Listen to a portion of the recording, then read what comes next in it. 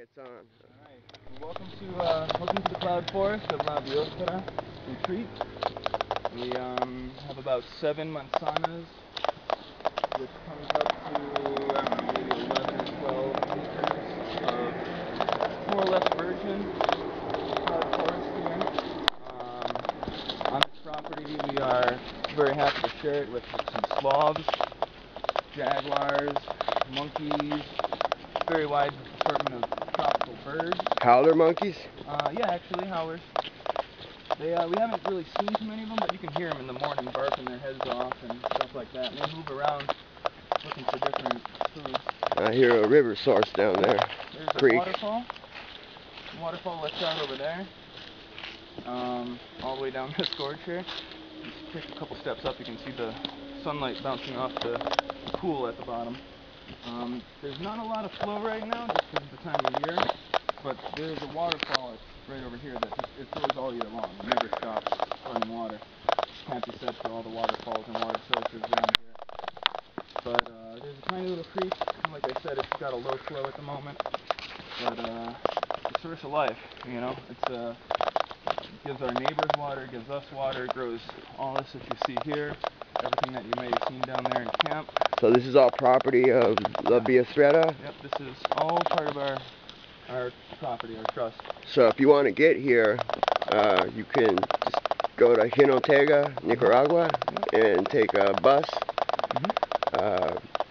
And tell the driver you want to get off at La Biosfera. Yeah, you get on the bus that goes from Jinotega to Matagalpa, and it'll be 7 cordobas, which is like 30, 40 cents, yeah. something like that.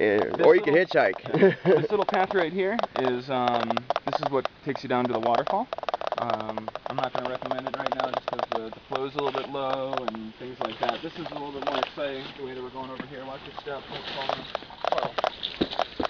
And every once in a while, we don't actually chop down trees. We don't actually chop down any trees here for our lumber or for our firewood. We wait for them to fall down naturally. As happened over here, you can see there's a little bit of a scar on this tree, what fell down. We have to be really careful when we take it off of that one, so that one doesn't fall down too. But, you know, it's all about careful extraction and properly taking care of the earth around us. Watch your step here. We're going to be walking through and over the creek. So if you want to keep your shoes dry, stay on the rocks. This creek here, I've been doing what I can to encourage more frogs and less mosquitoes. Little tadpoles love eating mosquito larvae. Yeah, luckily we have the mosquito repellent on. Bright blue dragonfly, they also eat mosquitoes. See that guy over there?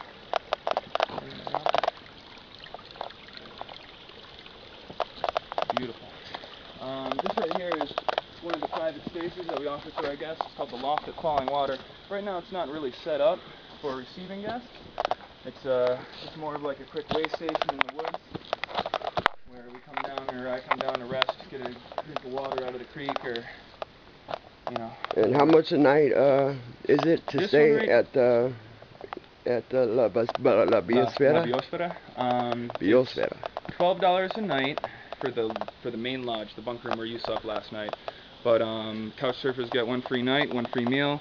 At least 1 free night. I'm trying to bump it up to 2 or 3. But, somebody needs to make money. We need to make money every once in a while. Also, we do a full work exchange, which is for 4.5 hours of work a day. You get a free meal and half off your lodging fee.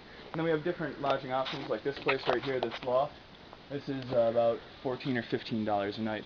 And there's actually another room up there with a little, you know. It's very private. Yeah, very private, very secluded up in the woods. A couple extra dollars, you could be away from everything. Yeah, and it's a great little romantic space for couples and whatnot.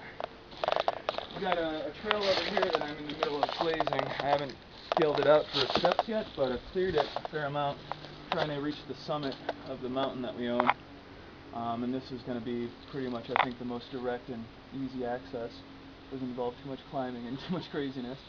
And then if you notice over here, there's some stairs. That's how you get up to the loft on the back there. And this thing folds down like that. And then you have an extra counter. We usually, like if somebody's staying up here, then we'll bring up a camp stove with some gas, and people can actually do their own cooking and everything else right here. And obviously the creek's right there, so you got all the fresh, delicious, sweet, natural water you want There's no filtration is required on the water that we have on our property here. It's just, I mean, we'll drink it straight out of the cave in a couple minutes here. And, you'll see it's sweet and it's good for you. Very, very good for you. Which the tap water isn't, by the way, if you're in Nicaragua. The tap water is, you know, usually treated with chlorine and either not enough or too much. So yeah, the tap water is safe, but not as quite as yummy. Plus this stuff right here is great. You can just drink that right out of your hand, which we will in a few moments.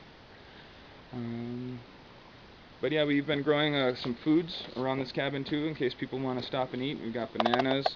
Obviously, this tree right here is banana. Those kind of wider leafed ones over there, and over there, and over there by the porta potty, those are called malanga, and the leaf is edible if you cook it and boil it, and the root is delicious. It's kind of like a potato, a little more starchy and a little more flavor. It's real good.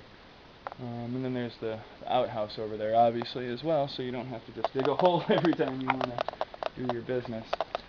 And then the path up to the cave is over there.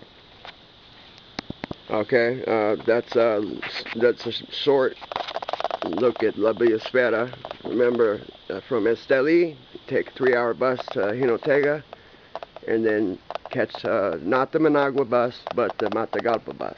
Yeah, and if you're coming from the other direction, if you get a ride from Matagalpa, then they'll drop you off right at our door as well. And if you come from anywhere further south, like Sabaco or Managua, then you get off at the junction where the El Guayacan highway hits the Jinotega Matagalpa highway, and then we're about 100 meters from there. So it's real easy, real accessible to get to, but even though it's easy to get to, we're still very, very far away from the noise of the city. It's a nice retreat. Close to the amenities, close to the things you might need, but far from the noise and the trouble. So I'll cut this part off and show you some more later.